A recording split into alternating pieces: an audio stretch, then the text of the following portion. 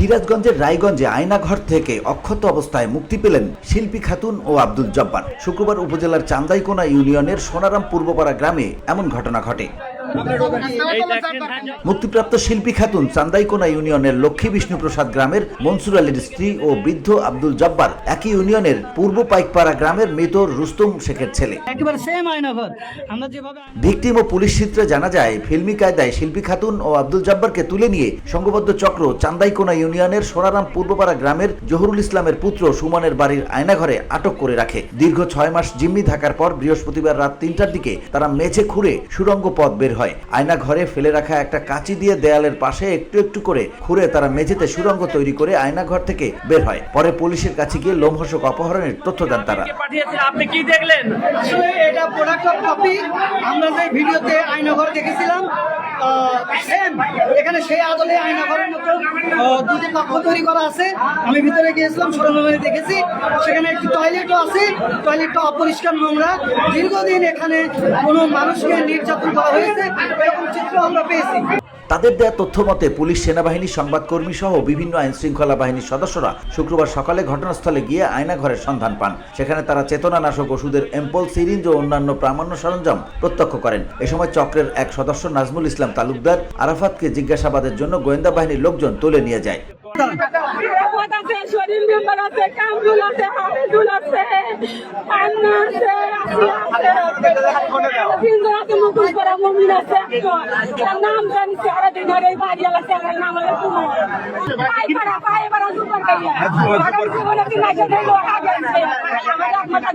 আচ্ছা, আরাফাতের মা কি বলছে? এসে আরাফাতের মা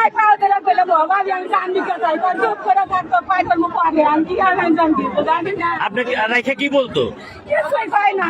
আপনি শারীরিক নির্যাতন করছে?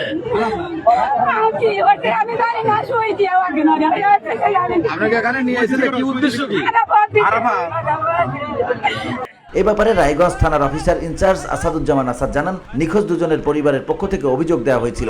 ইতিমধ্যে ঘটনাস্থল পরিদর্শন করা হয়েছে। জিজ্ঞাসাবাদের জন্য একজনকে আটক করা হয়েছে। ঘটনাস্থলের মালিক ও পরিবারের লোকজন পলাতক রয়েছে। বসুন্ধরা, উত্তরা, বনশ্রী, কুড়িল ও বাড্ডা সহ রাজধানীর বিভিন্ন স্থানে অভিজাত ও অত্যাধুনিক মানের ফ্ল্যাট কেনার এক নির্ভরযোগ্য প্রতিষ্ঠান প্লেজেন্ট প্রপার্টিজ লিমিটেড। তাই আপনার স্বপ্নের আবাসনের জন্য আজই যোগাযোগ করুন। Pleasant properties limited, where destiny matches eventually. তিনি আরো জানান, আইনি প্রক্রিয়া চলমান আছে। আব্দুল জব্বারকে সিরাজগঞ্জ মনসুর আলী মেডিকেল কলেজ হাসপাতালে ভর্তি করা হয়েছে। আয়নাঘরের মালিকের বাড়ি ও আটক আরাফাতের বাড়ি বিক্ষুব্ধ জনতা হামলা চালিয়ে ভাঙচুর ও অগ্নিসংযোগ করে বলে গ্রামবাসী জানায়। আপনারা দেখতে পেয়েছেন। VOD Bangla news desk. এবং বৃদ্ধ আর একজন আছেন, তাকে হসপিটালে ভর্তি করে রাখা হয়েছে।